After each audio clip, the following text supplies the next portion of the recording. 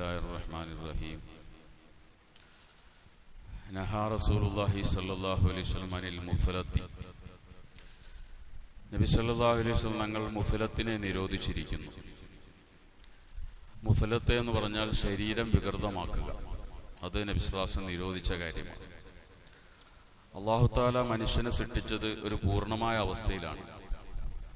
പുരുഷനെ അവന്റെ പൗരുഷം പ്രകടമാക്കുന്ന രീതിയിലും സ്ത്രീയെ അവളുടെ സ്ത്രൈണ സ്വഭാവം പ്രകടമാകുന്ന രീതിയിലുമാണ് അള്ളാഹു സൃഷ്ടിച്ചിരിക്കുന്നത്. അതുകൊണ്ട് സ്ത്രീയാകട്ടെ പുരുഷനാകട്ടെ അവരുടെ ആ പൗരുഷവും സ്ത്രൈണ സ്വഭാവത്തെ മാറ്റം വരുത്തുന്ന ഒരു മാറ്റവും ശരീരത്തിൽ വരുത്താൻ പാടില്ല. അത് അള്ളാഹുവിന്റെ റസൂൽ നിരോധിച്ച കാര്യമാണ്. അതുകൊണ്ടാണ് പുരുഷൻ താടി വടിക്കൽ മുസ്ലത്താണ്, സ്ത്രീ മുടി വടിക്കൽ മുസ്ലത്താണ്. ഇത് രണ്ടും പാടില്ല. സ്ത്രീകളുടെ മുടി വടിക്കാൻ പാടില്ല. ഹംബലി മദ്ഹബ് അനുസരിച്ച് ജനിച്ചു വീണ കുട്ടി പെൺകുട്ടിയാണെങ്കിൽ 7ന്റെ അന്ന് മുടി വടിക്കൽ സുന്നത്താണ്. പക്ഷെ ആ പെൺകുട്ടിയാണെങ്കിൽ മുടി പോൽ വടിക്കരുതെന്നാണ് അവിടെ അഭിപ്രായപ്പെടുന്നത്. കാരണം അത് മുസ്ലത്താണ്. പക്ഷെ അത് പൊതുവെ ആണാണെങ്കിലും പെണ്ണാണെങ്കിലും ജനിച്ചു വീണ കുട്ടികളുടെ മുടി വടിക്കണം എന്നുള്ളതാണ് പൊതുവായ അഭിപ്രായം. പുരുഷന്മാരെ സംബന്ധിച്ചിടത്തോളം അവരുടെ താടി വടിക്കുക എന്നുള്ള മുസ്ലത്താണെന്ന വിഷയത്തിൽ ഉലമാക്കളുടെ ഇടയിൽ ഇത്തിഫാക്കുള്ള ഐക്യമുള്ള ഒരു കാര്യമാണ്. ഇബ്നു ഹസം പറയുന്ന ആവശ്യത്തിൽ ഉലമാക്കൾക്ക് തർക്കമില്ല. പുരുഷൻ താടി വടിക്കുക എന്നുള്ളത് മുസ്ലത്താണ്, ശരീരത്തെ വികൃതമാക്കലാണ്, റസൂൽ സല്ലല്ലാഹു അലൈഹി വസല്ലം നിരോധിച്ച കാര്യമാണ്.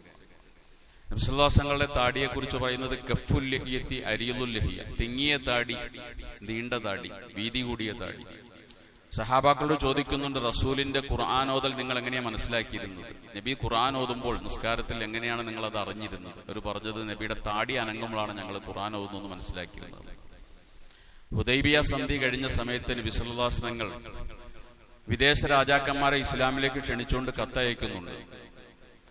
അന്നത്തെ കിസ്ര ഭരണാധികാരിക്ക് അബ്ദുല്ലാഹിബ്നു ഹുദാബത്ത് സഹമി എന്ന് പറയുന്ന സഹാബിയുടെ കയ്യിൽ ഒരു കത്ത് കൊടുത്തു വിട്ടു, അദ്ദേഹത്തെ ഇസ്ലാമിലേക്ക് ക്ഷണിച്ചുകൊണ്ട്. കത്ത് കിട്ടിയ സമയം അദ്ദേഹം കത്ത് കീറിക്കളഞ്ഞു, പിച്ച് ചീന്തി.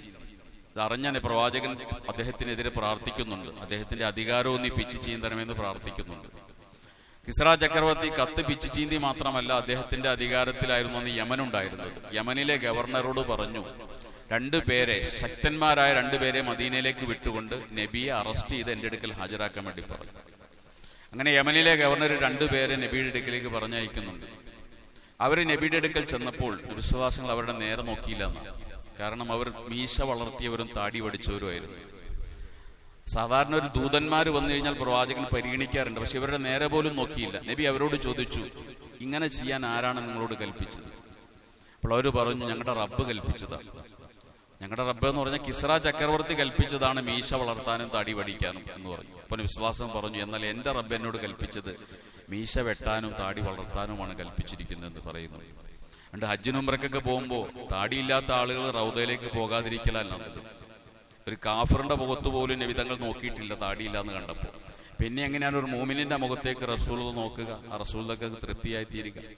അതുകൊണ്ട് നമ്മളതിന്റെ മഹത്വം മനസ്സിലാക്കണം, അതിന്റെ തെറ്റും നമ്മൾ മനസ്സിലാക്കണം. ഖൈസ് ഇബ്നു സഅദ് എന്ന് പറയുന്ന ഒരു സഹാബി, അൻസാരികളുടെ കൂട്ടത്തിൽ ഹീറോയാണ് അദ്ദേഹം. ബോഡി ഫിറ്റായ ഒരു സഹാബിയാണ്. അദ്ദേഹത്തിന് ഒരു കുറവുണ്ടായിരുന്നു, താടി വളരൂല. അദ്ദേഹത്തിന്റെ അനുയായികൾ പറയുമായിരുന്നു, നിഅമ സയ്യിദ് ഖൈസ്, ഖൈസ് നല്ലൊരു നേതാവാണ്, പക്ഷെ അദ്ദേഹത്തിന് താടിയില്ല. എവിടെയെങ്ങാനും താടി പൈസ കൊടുത്താൽ വാങ്ങാൻ കിട്ടുമായിരുന്നെങ്കിൽ ഞങ്ങൾ വാങ്ങിക്കൊടുക്കുമായിരുന്നു ഞങ്ങളുടെ നേതാവിന്. അദ്ദേഹത്തിന് ഒരു കുറവേ ഉള്ളൂ, താടിയില്ല എന്നുള്ള കുറവ് മാത്രമേ ഉള്ളൂ.